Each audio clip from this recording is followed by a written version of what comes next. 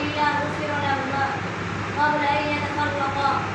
हज़रत बिन आज़िब रज़ियल्लाहु तआला अन्हु ने फरमाया, जब दो मुसलमान बाहम मुलाकात करें और मुसाफा करें तो केवल उसके जुदा उनको बख्श दिया जाता है। अस्सलामु अलैकुम व रहमतुल्लाहि व बरकातुहू। वालेकुम अस्सलाम व रहमतुल्लाहि व बरकातुहू।